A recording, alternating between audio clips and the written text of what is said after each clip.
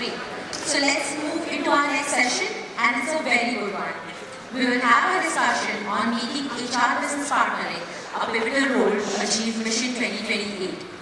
And today, we have an expert conversation lined up with Mr. Vivek Patwardhan. A stalwart in HR industry with 5 decades of experience, Vivek Patwardhan began his career with Tata Electric Companies, now known as Tata Power, and had a brief tenure with Hubbardson Limited. He dedicated over 33 years to Asian Paints. Vivek joined Asian Paints as a welfare officer and progressively advanced to higher positions. He served as the Corporate Industrial Relations Manager before assuming the role of Head of HR, a position that he held for 12 years. As Vice President HR, he led the HR function of Asian Paints and its group companies, including its international subsidiaries in 20 countries. Since then, Vivek has been working as an independent OD consultant and executive coach with numerous multinational corporations and large organizations across various industries. He has also been associated with SHRM India as a subject matter expert. Vivek has edited a book in Marathi on industrial relations and published a book titled People at Work, The Untold Story of Labor Management Relations, in both English and Marathi, which extensively covers the socio-cultural aspects of industrial relations. Additionally, Vivek has published a collection of his selected blog posts titled The Lulu Duologues. He has authored several articles on positive psychology, tabloids, and sketches. Vivek is an opinion blogger who writes on HR and IR issues, and his HR blog posts are widely read and popular. He received the Best Blogger Award from Indie Bloggers in 2013 and again in 2017. Vivek was appointed the Disco Chair Professor of Industrial Relations at Tata Institute of Social Sciences, Mumbai for a period of 1 year. Vivek organized studies and seminars on reward management policies of various organizations and has been teaching the elective of conflict management at Tata Institute of Social Sciences since 2007. He also has a keen interest in street photography and writing limericks. We are indeed privileged to have a multifaceted and talented HR leader like yourself among us, Mr. Vivek Patwardhan. Please welcome the stage.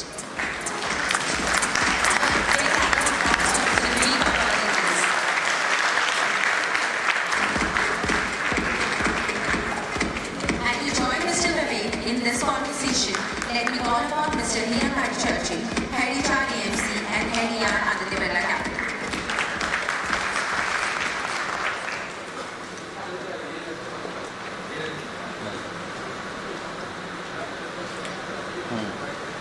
Good afternoon, sir. Welcome. And good afternoon, everyone. Post-lunch, I can assure you that this is going to be quite an interesting session. Over the past 2 weeks, I have been interacting with Vivek sir and reading his blogs, seeing his YouTube videos, and quite enlightened in terms of different perspectives on whatever that we spoke about on courage, compassion, and collaboration.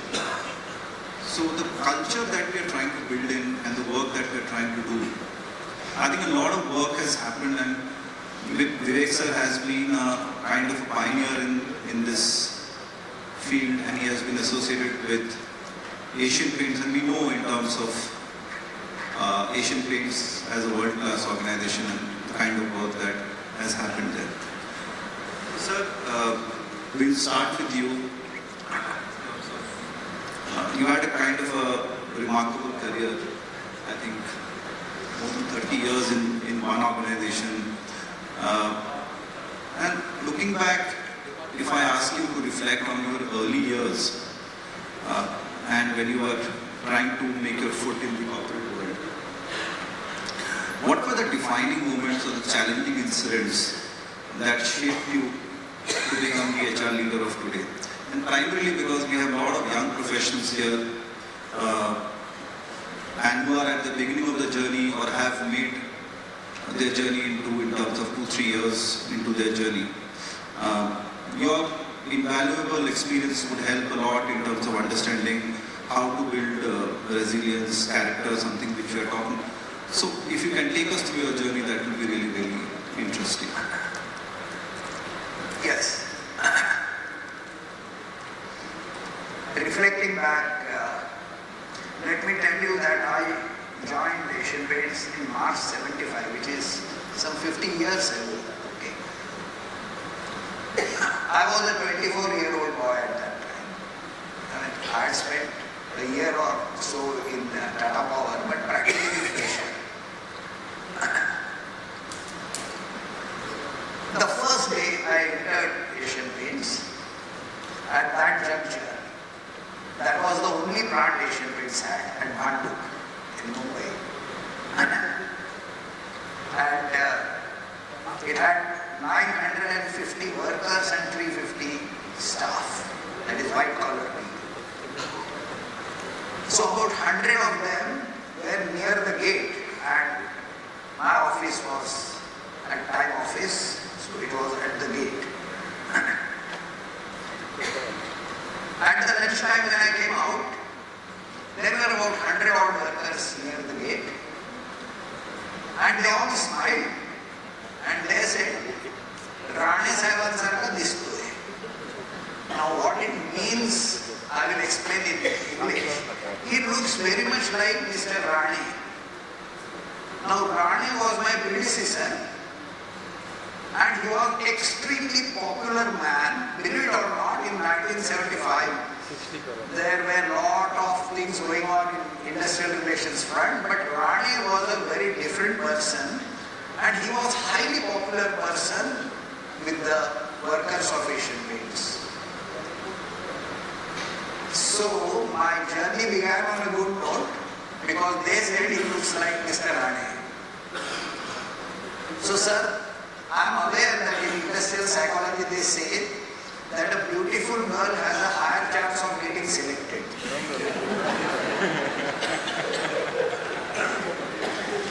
But I realized that if you look like somebody who is popular, you have a very high chance of getting accepted. So that was a very interesting discovery right on the first day. It's very important to start the first day on a good note, okay, because you are tentative, people are, they were expecting me to do a whole lot for them, okay, which was quite different. About 3 months later, I'm very now thinking about some defining moments. About 3 months later, the director of our company was a very powerful man. I reported to the director. I worked for Asian Paints for 33 years, and 30 years out of 33 years I reported only to him. Extremely difficult man to work with. Extremely difficult. He was lawyer by training. Okay? Extremely difficult man to work with. So I was sitting in front of him when a group of union leaders came to see him. The relationships were excellent, and union guys had deep respect for my boss, the director. There was a general free chat. But while exiting, one worker said, canteen की तरफ कोई ध्यान नहीं देता है, 3 महीने से geyser बंद पड़ा है, okay? And I didn't know what to do. एक यूं लगा.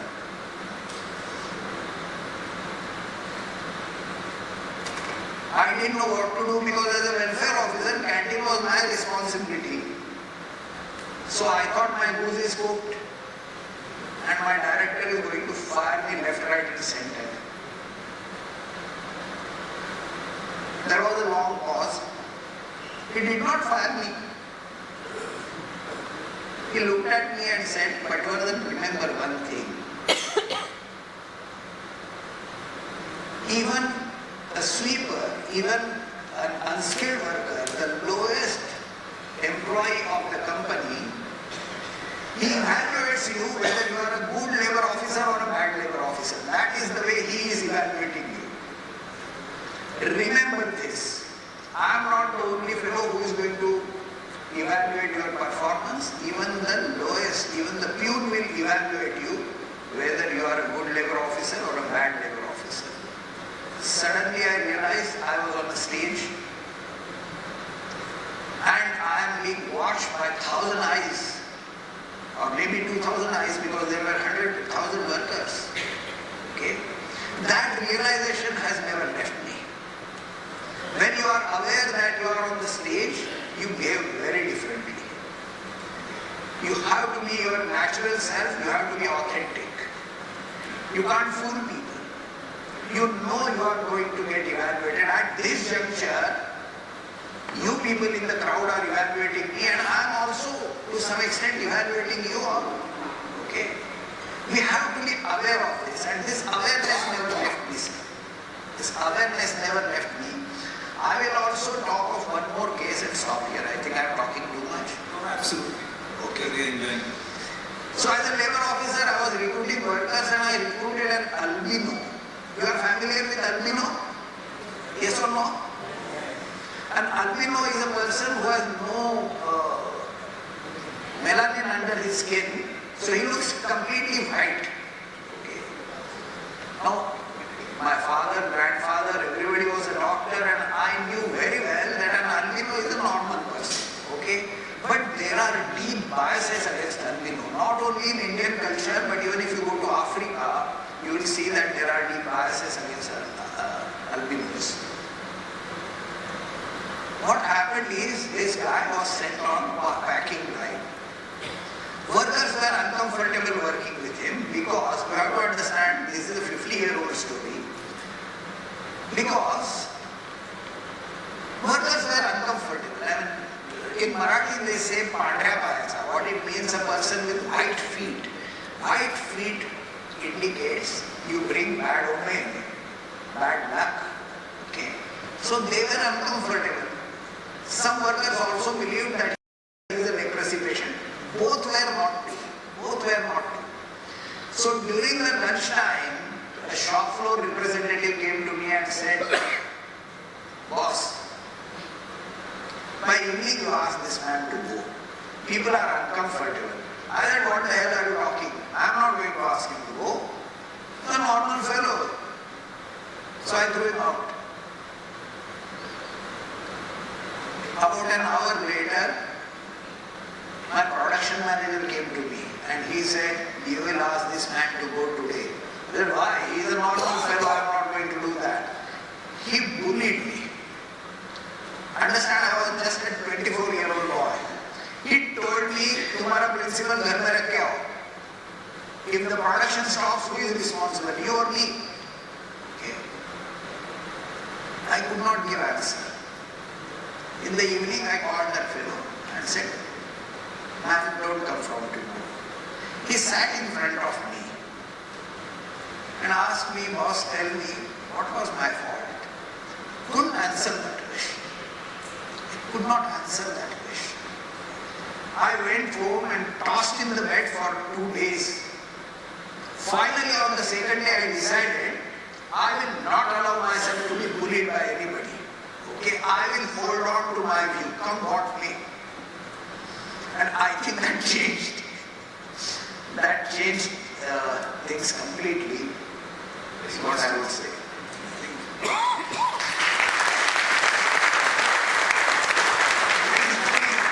I will tell you something more, if you permit me, okay? A certain person in clerical staff go down in one of our branches, sales team, they suspected he is passing out information to other dealers. Now this is not to be done, okay? Now gradually the deal grew and the sales manager approached a very senior person in our company and he said that man has to go. So I was called and said investigate the matter and ask him to go if need be. So I went there. I could not find an iota of evidence against that man. So I said, why are people talking against you? He said, boss, they celebrate at the drop of hat. Smallest of the achievement they celebrate by drinking. I don't drink. I have a spastic son and I save every penny for the medicine of my son. So I don't join them. So I'm an odd man out. So there are some rumors about me. So I called up that senior guy and I told him I am not going to sign this man. Now where from this courage comes to tell the senior most fellow in the company that I am not going to do it? I think the roots lie in albino case. The roots lie in albino case. Then I said I am not going to do it. I think we'll all have albino cases in our journey, and we should, from a metaphorical perspective, I guess. And that brings me, sir, to the next question in terms of the authenticity that you just talked about. And in this complex corporate environment, we HR professionals always find ourselves at crossroads, exactly the way that you spoke about. And balancing ethical considerations with business priorities, that whether should we take the business priority route or the ethical. And a lot of times, I'm sure you have just spoken about speaking your mind, challenging the status quo, and voicing your opinions where you took that call at 24 years. What habits or principles you have enabled to develop this confidence, this courage piece that is talked about? A lot of us also spoke about and in the panel that courage is very critical, courage is very important to bring up. But what are the habits that actually you feel will help us in terms of building this courage? Sir, honestly, I don't think it's a matter of habit. I don't think it's a matter of habit. Given a chance, all of us would like to speak the truth or to speak our mind. Given a chance, all of us would like to do that. Sometimes the culture doesn't permit. Sometimes we don't have gumption to do it. Okay? So these are the things. As I said, my boss was a lawyer. And the fundamental principle in the legal principle is audi alteram partem. What it means is hear the other party. He was a master at developing hear the other party. So always he would hear the other person. You came and said something, this man is not doing his job. He will call that other man and listen to him. Okay? Now, that I think got ingrained as a culture somewhere because he was a director. Okay, he was behaving like this, others behave like that. So, I will tell you a couple of things which happened. He started a magazine called Tutari, which was in Marathi, for education of workers. Now, if you want to influence people, and if you start influencing people when an event has happened, then that's the wrong time to do that, because people have already taken stances. But if you keep at it for a long time, even when there is no incident which has happened, people look at things more objectively. So just to give you two examples, the chapter 5E of Industrial Disputes Act, those who don't know, this practically makes it impossible to close down a unit, to retrench people, although it means that you have to take government's permission, but government was not giving permission in those days. So it practically meant, impossible. So the moment this was amended, I wrote an article in Marathi educating workers that it is now going to be impossible for any company to retrench people or to close down. Okay. Sir, in no company in 75-50 years back, teaching such people to workers was allowed. Okay. But my director believed that a well-informed worker is a mature worker and he must understand. I'll tell you something more. In Asian Paints, way back in 1978 or 79, I don't remember, maybe 77, when there were assembly elections, we got all those who were fighting elections from Bhandup constituency inside the company to address all the workers. No other company has done this. Okay? We told the workers, you must listen to every side and make up your mind. Now, once you start giving that message, you are telling people you are a mature person, you can make up your mind, listen to the other side of the story. Okay? So listening to the other side of the story is the key.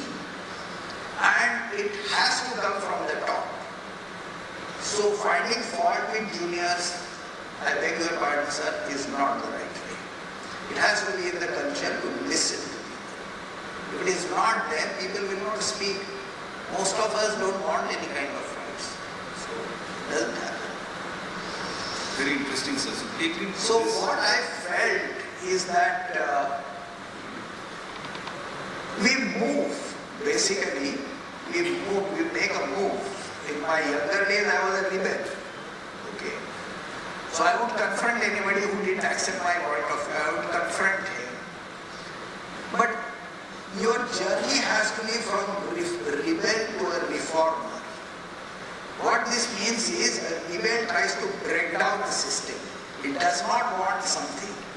A reformer says something needs to be created and he has a dream for it, he has a passion for it, and he has a vision for it. So, young man to the old man, I think the journey has to be from rebel to reformer. That is what I think when you talk about rebel to being a reformer, it takes me back to one of your YouTube videos where you talked about that how difficult it is to have conversations and deep, meaningful conversations. And mostly where you talked about is, it's not about speaking up, and you are being masters of dealing with conflict. You said that about it's not the choice of speaking up, it is about speaking to influence. I think speaking to influence others. And I think we all are here in a profession where majority of our job purpose is to influence others, and influence in terms of making them do things in the right manner. And obviously conflicts do emerge there. What are your thoughts that you would like to share us with, and which we can take away in terms of how to deal with these conflicts, how to influence, and how to have those meaningful conversations? And what's important here is what you do. Sir, my thoughts may be radical, and I warn you that my thoughts may be radical. I never try to influence anybody. I can only change myself. I can't change anybody else. That's very clear to me. And that includes my wife. I can't change anybody else. But if you can learn the magic of holding conversations, meaningful conversations, you change and others also change. Don't expect only the other side to change. It doesn't work that way. It doesn't work with your wife, it doesn't work with your children also. So holding meaningful conversations is important. I believe it is Socrates who said that small minds discuss ideas. Small minds discuss people. Okay, better minds discuss. No. Deep minds discuss ideas. Yeah. Average minds discuss events. So the trick lies in how can we move the conversation to the issues. The whole problem is our conversations happen without framing the issue. Now if you don't frame the issue, how can you go down meaningfully? Now if you read the judgments of courts, they frame the issues that they are going to decide on. And the moment you start framing the issues, you get into adult, if I am talking here TA, transactional analysis, okay? You become far more rational when you are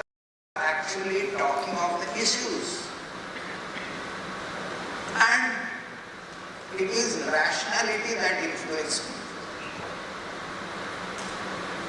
It's not emotionality, maybe short-lived. So Nirupa Roy might influence us for a short duration, but rational people influence us. That stays with us. Be in the rational, focus on issues, and don't try to change others. This is what I believe. Interesting, sir. You know, sir, we in the morning we spoke about that we all need to have business acumen. Business acumen, that we need to know our jobs, we need to know the business that we operate in. Yeah. And you have been a strong advocate in all your conversations and blogs of how it is important to be knowing and being an expert of the subject. Yeah. Would you what would be your advice to young professionals and professionals like us on this part? Because this is one area that we really want to build as we move forward, and this will help us in terms of making the our... question is how to invest in yourself. Yeah.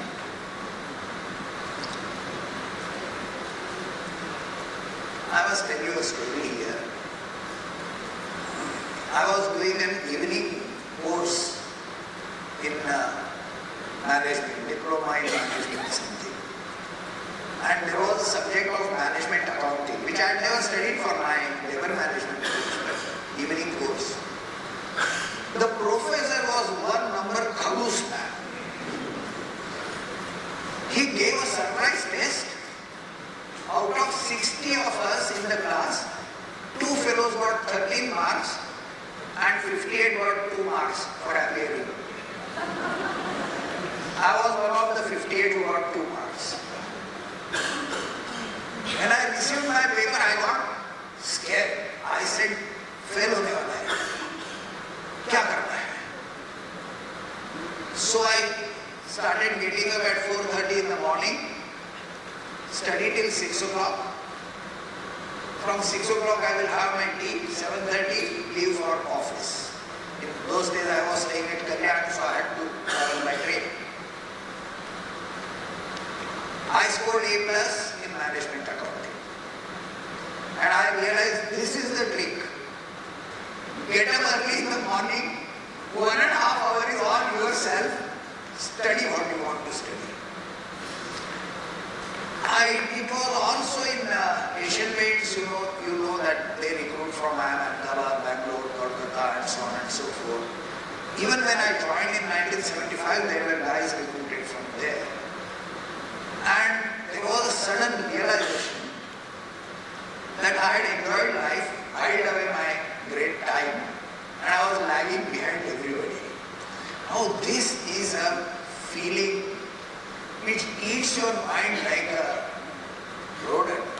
Okay? It keeps on eating your mind, corrodes your mind.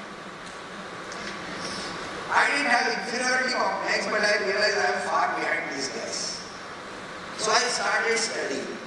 As I started studying, I realized that you should not pick up a topic that interests you, but you should pick up a problem, study that problem, write down, this is absolutely important, write down in the notebook whatever you have studied. Now there is a book called The Hidden Potential, in which I think Adam Grant has talked about it. And Adam Grant says that young people, they decide to watch YouTube channels to learn. And he says that that is not the method to learn, writing is the method to learn. So writing is the method to learn. And I realized that link all your learning to problems. So I worked like that. I became corporate IR manager. I gained reasonable proficiency, I beg to submit, in my. Then in a fit of madness, my company transferred me or promoted me as a corporate HR head. Okay, so head of HR of Asian Paints and their units in 20 countries. Suddenly I was head. And I realized I was fighting my identity battle. Because everybody started saying, ये तो IR वाला है, इसको कहाँ HR आता है? ये HR वाला है ही नहीं. Initially, I tried to resist it and tried to prove that, I also know HR. Later on, I realized it is a good idea to tell people, actually, I don't know HR.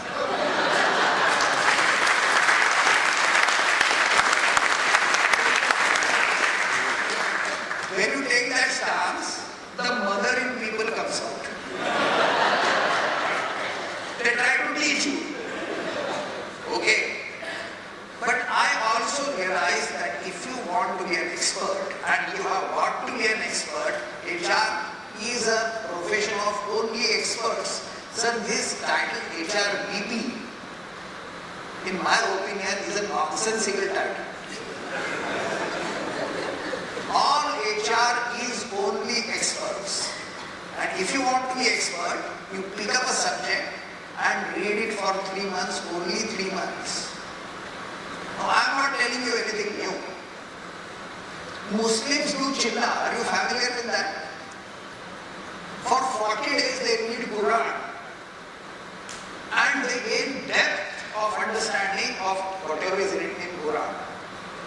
Hindus do what they call, Hindus also read, I will tell you what it is called in Sanskrit. Its name beginning with P, but Hindus do something similar, Parayan. It is called Parayan. Okay, so you read the same thing again and again and you discover depth. So when I was a young boy, my father was a Tata employee and he took me to Mr. Y.D. Joshi. Now Y.D. Joshi was Chief of Labour Bureau of Tata's. Chief of Labour Bureau means all Tata companies ka Chief of Labour Bureau. Now I asked Mr. Y.D. Joshi a very simple question, sir, there are 116 or so labour laws, how do you remember? Okay. He said, for many years I would read Industrial Disputes Act every day in the morning as if I am reading a story book. He says, repeated reading gives you insights. There are times, he said, when I have stood up in the court to argue and I have suddenly realized the deeper meaning of a particular clause. So these techniques are available. We have to read the same thing till we gain depth. And we get depth not only by reading it once, but even when we read it 3 years later, we get another depth because our experience teaches us. So I followed these methods. Totally agree with you, sir. I remember just reflecting back when I was, as a youngster, put in a factory in Hyderabad to work on something. I started writing diary, and then when we had to really take the actual action, that diary really helped me in terms of knowing what happened in the last 3 months for me to really kind of do the settlement or whatever has to be done at that point of time. May I interrupt you? Yes, please. Oh, for your information, friends, I write what is called morning pages. Have you heard of morning pages? Anyone? Morning pages is a concept which is popularized by Julia Cameron in her book called The Artist's Way. Okay. There are videos available, but I have written 2 blogs on the subject, so please read my blogs also.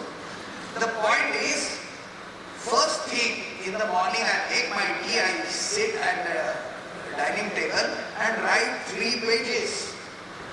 What do I write? Anything I can write. If I can't write 3 pages and I have written 2.5 pages, I can write, curse people repeatedly and complete it. But write 3 pages. You might find this funny. I have been writing morning pages for last 16 years. Every day I get up and write 3 pages.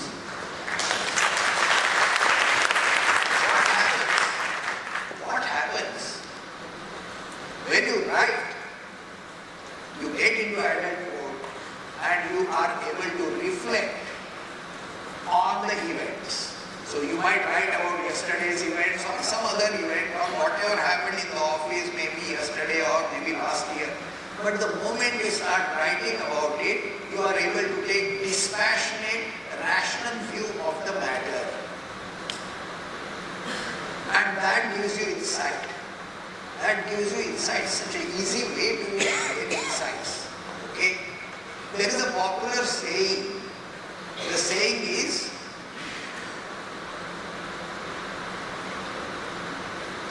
if you are thinking without writing, then you only think that you are thinking. Writing is the key. As a result, I have been blogging since 2008. Okay?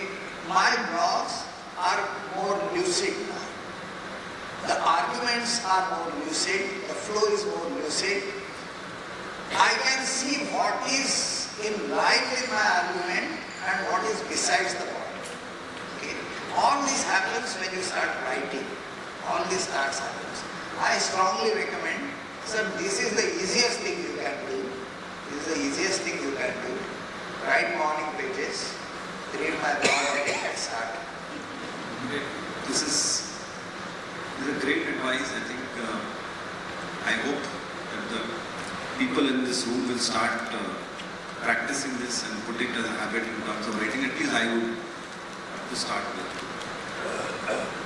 So, we always celebrate success. And if you speak to anyone, they always talk about the success. You ask people to come and give speeches, it is all about success. But I'm sure that you will agree that mistakes are an inevitable part of any career journey. Yeah. And I can personally recall instances that where I faltered each time and self-reflected, which is what has helped me in terms of kind of course correcting. But I often see a lot of people, youngsters, a lot of professionals, not only youngsters, but hesitate to make mistakes, seek quick fixes, while others give up too soon. Mistakes हो जाएगा so नहीं करेंगे. From your experience, how do you handle setbacks? And if you can share, maybe if you permit, you can talk about it. And what would be your message to them who are looking for quick fixes, who are having that fear of failure, feel that no, experimenting is not important, and maybe mistakes and failure will hinder that? Your advice and...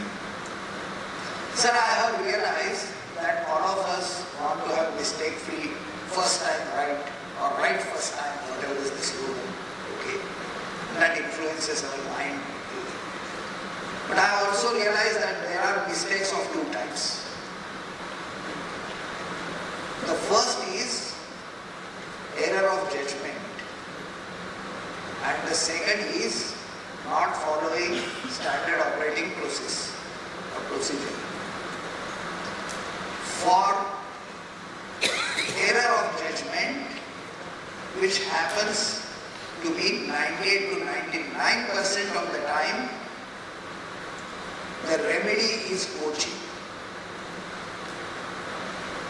And for 1% of the time, when people do not follow standard operating procedure, the remedy is hard kick on their rear side.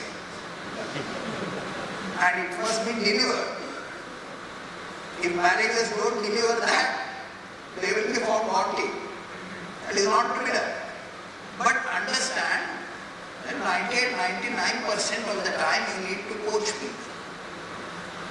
So Japanese books talk about the process of people, process, results. Not the other way around.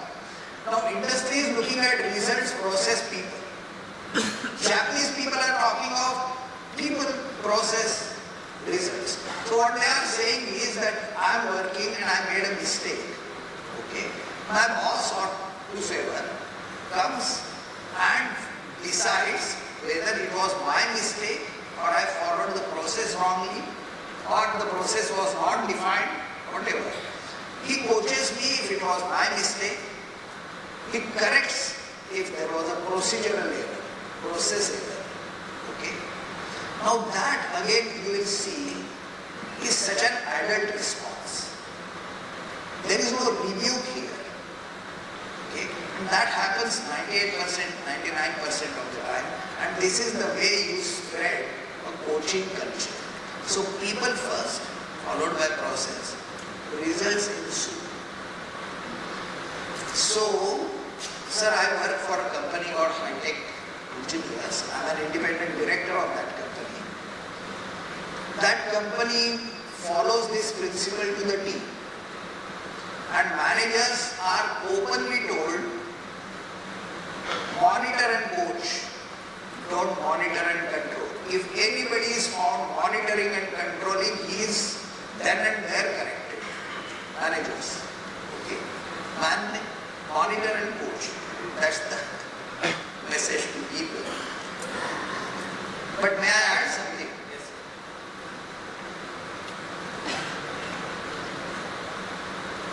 I think the language in the industry has changed. We are talking of zero tolerance. We are not saying we will coach people. We are talking of zero tolerance. There is not enough experimentation is my opinion. Okay. I will tell you an extreme case. How many of you thought that Kasab should have been killed without trial? Raise your hand. How many of you thought Kasab should have been killed without trial? Nobody? That's very surprising. Many people actually said, मार डालो इसको, क्या justice यानी क्या करने वाले हो? Now look at how Saddam Hussein, what kind of kangaroo court America held and killed him. And Kasab's trial was in great detail, hearing the other party, auditor party, which is what HR guys mantra is. He was fully heard, and then no international jurist could find any fault with that. So, easy route is usually the wrong route. Difficult route is the wrong route. Secondly, I wrote a blog, and I invite you to go and read that blog. That blog is called Kim, Kasam and Karkare. You know Karkare was killed, right? Yeah. So, Kim, Kasam and Karkare. Kim was a North Indian girl. She was a terrorist. She was actually trained as a terrorist. Now, she placed a bomb in South Korean Airlines and got down at Bahrain.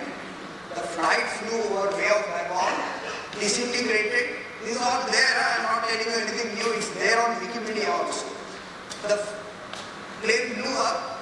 Some 169 fellows died instantly on the Bay of Bengal straight down. Okay.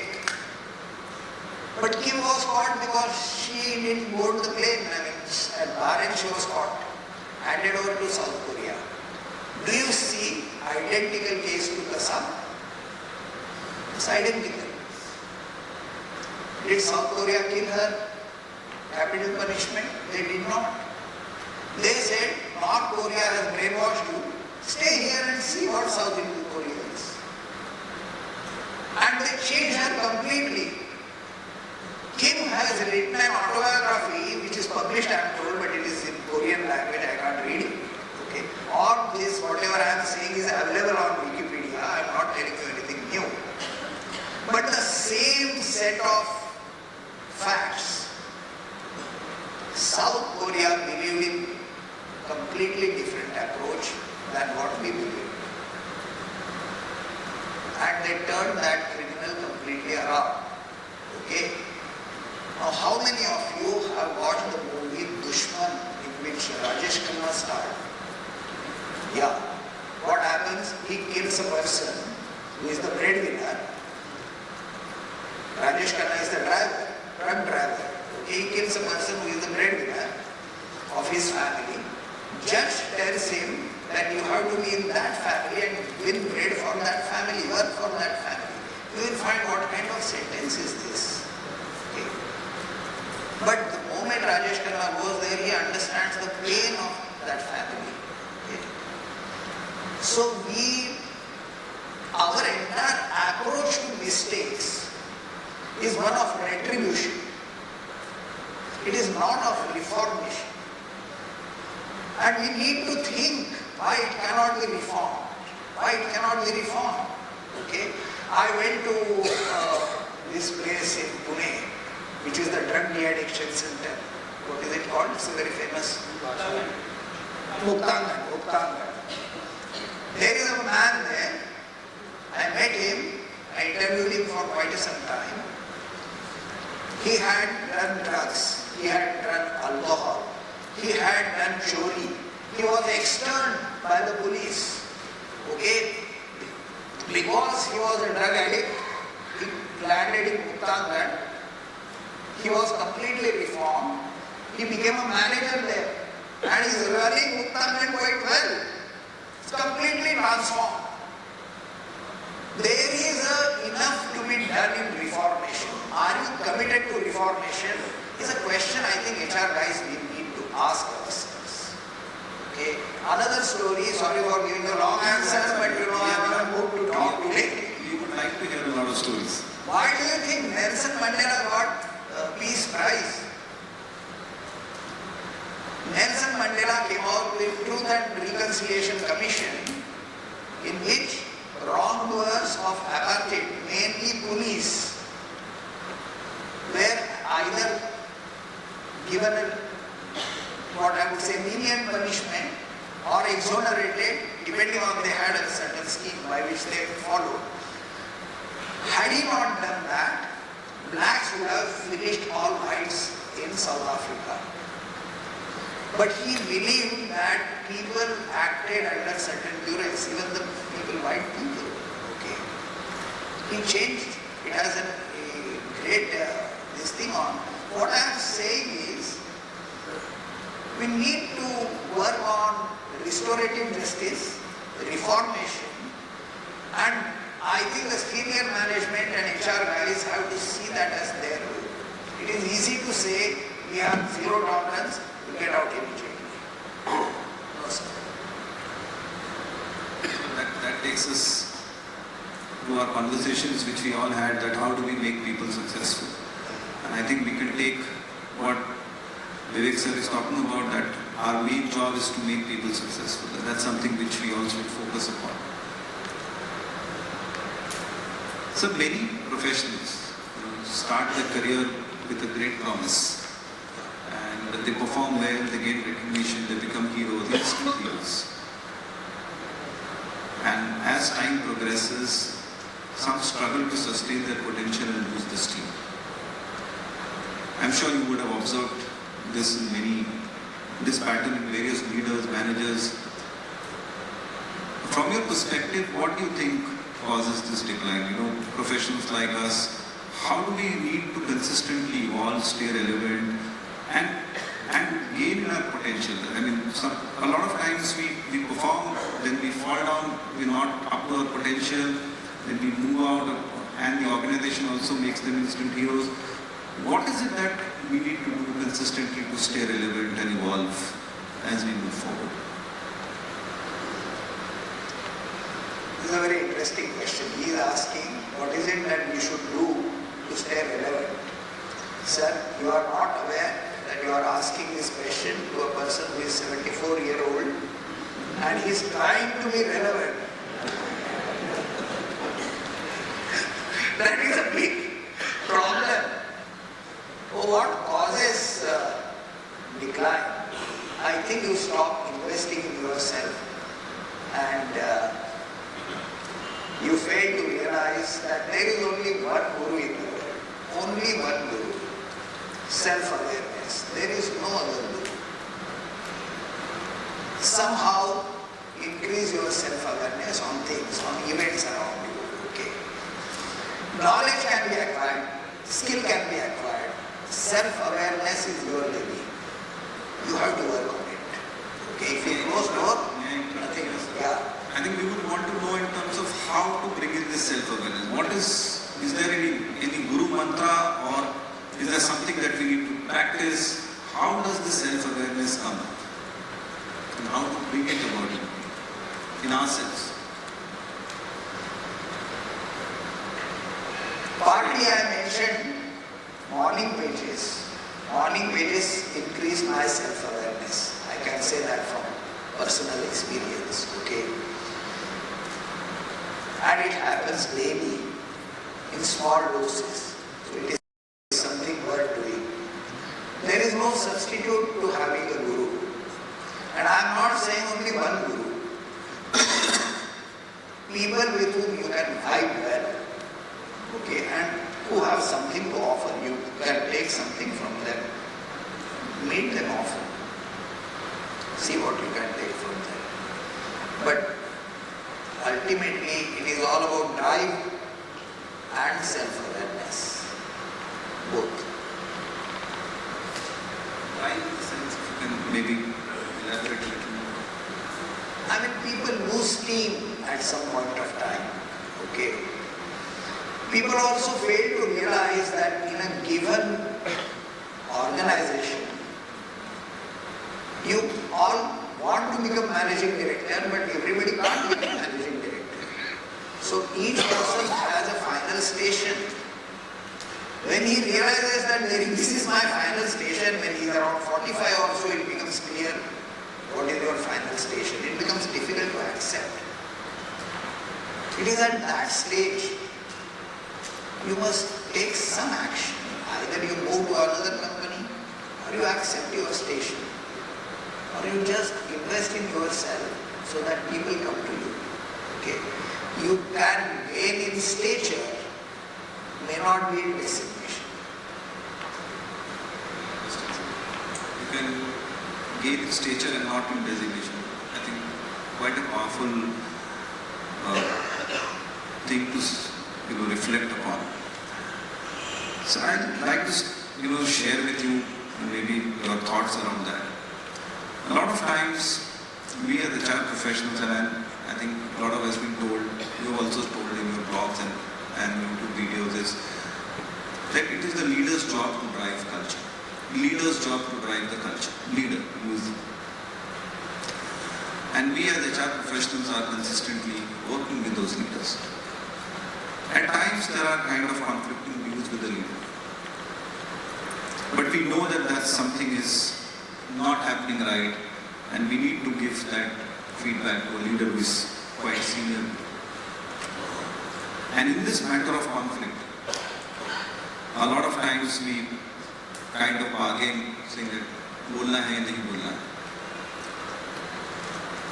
How do you kind of, in your journey, how have you done this?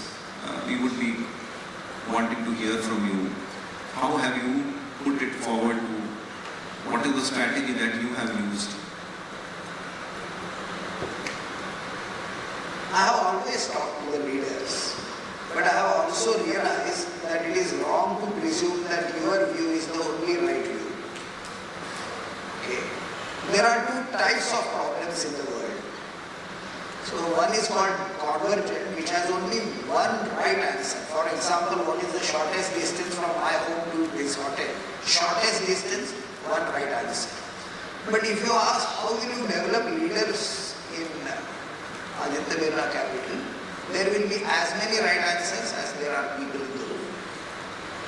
And therefore, listen to the other person, reason it out. Because he is right, you are right. Okay. Very often we believe we understand ethics and philosophy far better than the leader. We are like Pope and he is like Caesar. Okay. In practice it doesn't work like that. Practice it doesn't work like that. Okay. You have to put forth your passion. He takes the final credit or blame for the action. Okay. I believe there are two ways people learn. By doing the right thing, by listening to people and making up their mind and doing the right thing, and by following their own method, fumbling, making mistakes, and then realizing that somebody else was telling him the right thing. Okay? So, he takes the blame on credit. So, we cannot go beyond reasoning it out to the leader. So two questions before I open the questions for audience. More on the personal side. I think beyond HR, you started off in terms of doing street photography, sketching, blogging, and I think you also had experience, or rather done poetry too. Yeah. So how do you balance all this? It's more on a personal side. How do you balance all this and your work and your passion?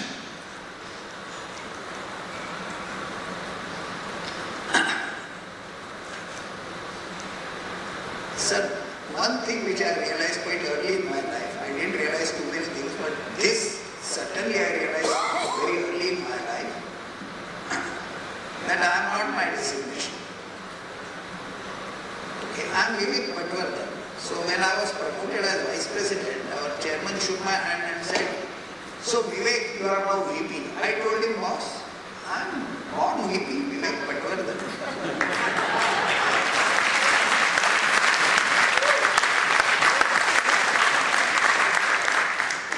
It is wrong to say, and we should avoid this language that I am Vice President. We should say, I hold the position of Vice President. I hold the position. Distance it. That way you remain authentic. That way you remain authentic because I am Vivek Patwardhan. Yesterday I was Vice President. Today I am a blogger. Okay. I have no issue. But recently I was talking to a retired HR guy who had retired 6 months back, and he is also giving lectures in some management colleges. So he was interested in blogging. So मैंने बोला चालू करना. So he was hesitating. I told him, you know why you are hesitating? Because you still think you are Vice President. You still think that your image will be, touched if you don't give that quality of blogs. I started blogging when I was still working for Asian Paints. I started writing limericks. Now, for those who don't know limericks, it's a 5-line poem. First, second and fifth line rhyme, third and fourth rhyme. And in fifth line, there is a twist in the story. And these are all very funny things. Limericcorner.blogspot.com is my site. It is still alive, okay, but now not functioning much. Have a great time as long as you don't think you are Vice President. Okay? Then everything is possible. Then the curiosity knows no bounds. Okay? I do sketching. My watercolor painting is competes with my 7.5-year-old grandson.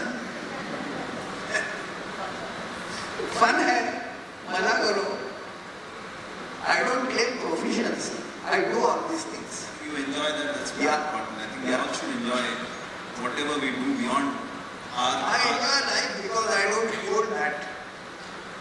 That's something which we should learn from, I think, is how to enjoy life beyond work, I think. Something which I think, Shubhro, you also talk about. The last one from me. Yes, sir. I think we have a room full of a lot of young professionals, and they would like to hear from you a best piece of advice that you would want to offer to those who are starting their careers today. If you reflect back to when you were 24, what 2 or 3 things that you would advise them to keep in mind to become a strong HR professional? The first thing I would say is that invest in yourself regularly. There is no substitute for that. People will respect you because you are a master in some area. Okay, either you are a master in compensation management or in recruitment or some area, you are the master. And people will respect you for the knowledge, skills, and talent that you bring in that area. But it doesn't come easily. You have to slog for it. There is no other go. Second is, sir, I have often talked about learn, earn and return. Yes. So, this is something I read in some book. I don't remember where I read, but it caught on. Okay, I talked about it in my company and elsewhere. Would you like to talk a little more on that? Learn on Yeah. that. So the first 10 years of your career, and you are typically into the company when you are 23, 24. First 10 years of your career, focus on learning. Spend 2 hours a day learning, learning, learning. Don't worry what salary you get. Don't worry. Don't worry what classmate gets salary and what is his title. Don't worry. Just focus on learning. 10 years later, by that time, you would have got married, perhaps you would have had a family also. Focus on earning. There is nothing wrong, let me tell you, about focusing on earning. This does not mean learning should stop. This only means that you please maximize your earning. This is because you are about 34 at that time. It's time to make a little money, nothing wrong. When you are about 45, 48, decide on returning. That returning is to your organization. Tell youngsters how they can be successful in your organization. You can go out to your alma mater, you can go out to NGOs, you can do some work for society. Choose your way, but return. Because after 60, you must leave a legacy behind. That has to be the objective. You must leave a legacy behind. Okay? People may remember you for 2-3 years, they may not remember you after 3 years, but you must focus on leaving a legacy behind. For your family, for your relatives, and for anybody who likes you. Yeah, true. I think one of the living legacies, in the way that you have left legacy in Asian Paints, is a standing example. And so, Anurag, how are you wanting to take the questions? People can raise their hands and we will circulate mics. Yeah. So the floor is open for questions from the.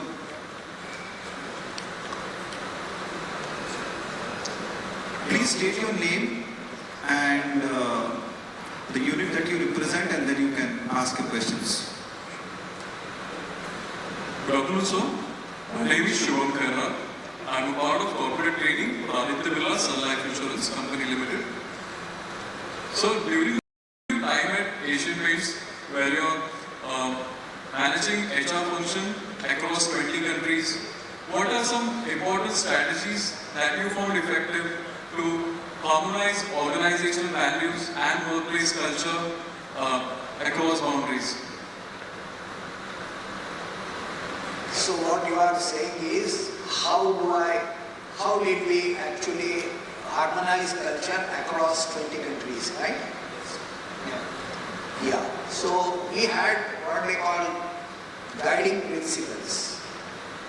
So the guiding principles were responsibility, then continuous improvement, and the like. There were 5. Okay. We worked on indicators and contraindicators. So responsibility, indicators would be walk the talk, file the reports at the given time, keep your word. This could be responsibility. Backbiting is a contraindicator. Are you getting my point? So we actually worked on indicators and contraindicators of all this, and we conducted training program. That was at a very elementary level. I mean, one of the memorable aspects of my job was all across the globe, right from West Indies to Fiji, I held 10 such value workshops. Okay, and it was very interesting for me.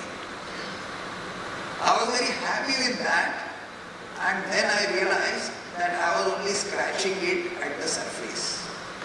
This is not how you spread values. This is not how you spread culture. You should be in a position to talk about value dilemmas. People understand values when you discuss dilemma. People don't understand values by simply defining responsibility, continuous improvement, so on and so forth. This becomes cerebral. Value dilemma hits your heart. Okay, I think I have given something to read called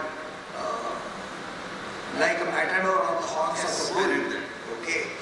Now, we had this actual case that when I was working for Tata Electric, a lady was offered a job because her husband, who was a young man and an employee of Tata Power, died suddenly, not in the company but on the operation table. Okay, so he left behind a young wife. Company offered her a job. She became a clerk. I had seen that, and I was 23-year-old boy. I thought, great, huh? Best thing to do. Then I joined Asian Paints. 10 years later, there was an accident while we were building a factory, and a fitter died all of a sudden while on duty. He was engaged to a contractor, okay, and he had just got married, and his wife was carrying at that time, okay. Now people came to us and said, employ the lady, she is a young lady, she is a carrying, okay, kuch to karo. The management of Asian Paints said, we will give her sumptuous compensation far higher than statutory compensation, but we are not engaged.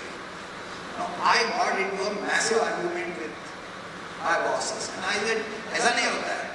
Look what Tata's did when I was there, this, that, and they said, we will not do it. Okay, why? They said, we do not want a dead wood to start with. We will engage people only if they are qualified for the job. But the gentleman has died on on the premises. Family deserves compassionate arrangement. We will pay sumptuous compensation. There are two ways now before you. There are two right ways. When you actually talk to people in this very audience, if I ask how many will choose option 1 and option 2, you will see the divide here itself. Okay? These are both right answers. When we discuss why we are choosing a way, we get deeper understanding of the values which we are cherishing. Are you getting my point? So defining values, superficial level. Discussing value dilemmas, deep. That is the root. Okay. Incidentally, I must also complete the story here, which Aditya Birla Group people would like to hear this. I was discussing this story with a group of ladies, and there were some boys also. And this very case I said, and I asked, what choice will you do? Option 1 or option 2? Would you employ or would you give compensation? One lady there said something which opened my eyes. She said, I will give compensation. Now this was a shocker. I expected a girl to actually say that, I will employ. Yeah, but she said, I will give compensation, sumptuous compensation, sir. So I said, why? So she said, the worker and his wife come from the lowest strata of the society. If the earning member dies, in all probability she will be deserted and not being taken care of by the family. This is what happens at the lowest strata of the society. Safe to presume it will happen to her. She won't be able to handle the little kid, okay, infant in hand, and also work. Give her compensation, she will be able to look after and would be able to stand on her feet. Completely different perspective that I think only ladies can think of. No man can ever think of this. The lady in question was Vinita Chance, who I think is working for Hindalco and is HR head of your copper division.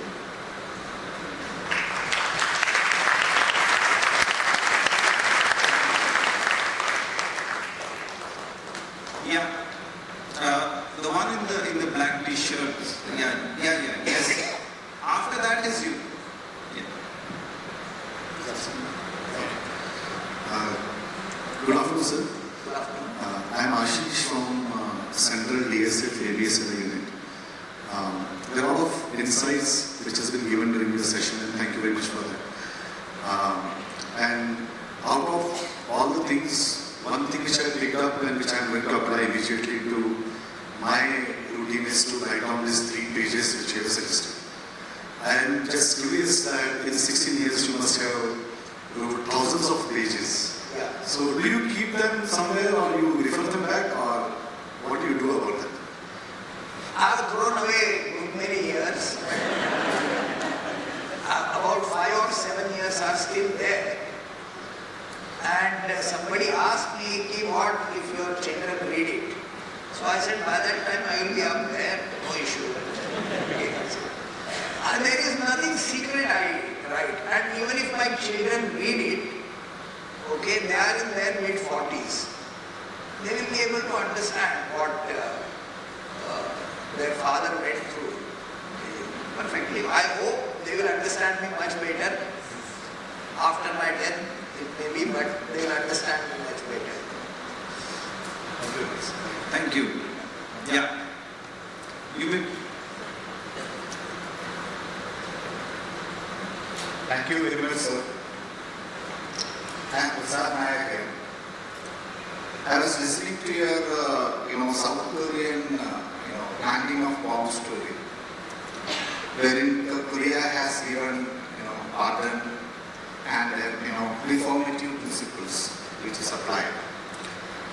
Now, coming to this point, in the organization perspective, we do have many fraudulent, forgery, crime against, against the customers as well as crimes happening in the organization.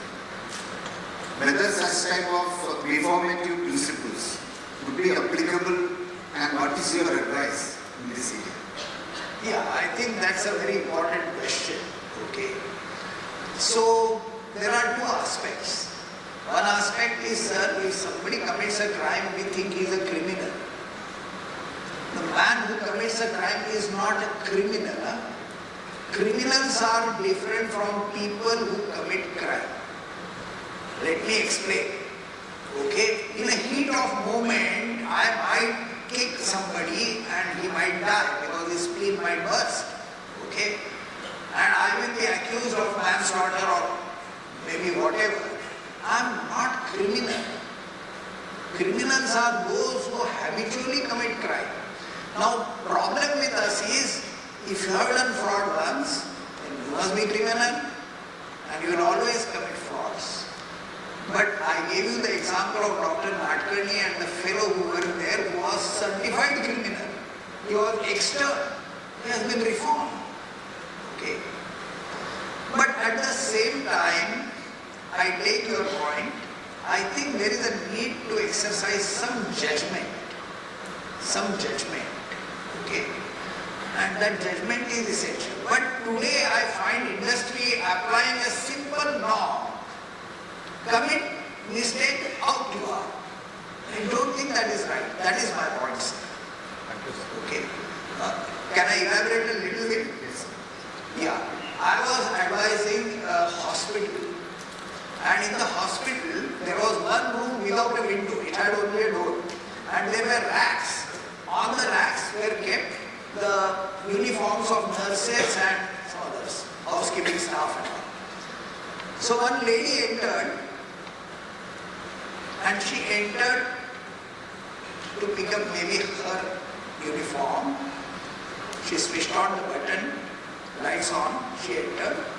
She was behind the racks, and immediately her supervisor entered. Now when her supervisor entered, she got frightened, shouted, and ran towards the door. As she was running towards the door, the light went off. Okay? She somehow found the door, came out, and lodged a complaint of posh. So here the other party, we talked to the supervisor. He said, sir, I entered the room. I did not realize she was behind those racks because racks, they are stacked with uniforms. You don't immediately see. When she shrieked, I jumped back. And when I jumped back, the lights went off because the switch was almost at this level and my hand didn't.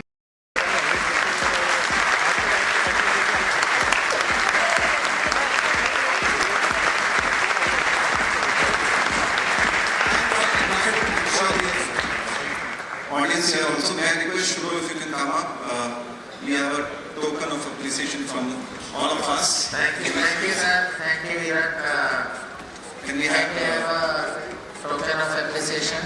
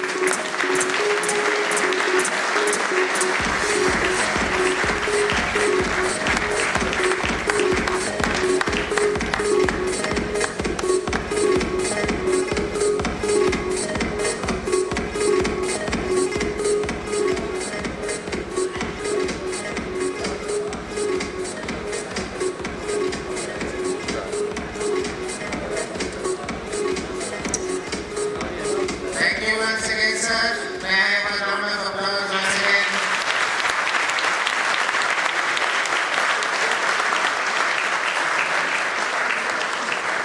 It was indeed a very insightful session and we got a lot of golden phrase. It is here on the wall that you can see. साक्षी का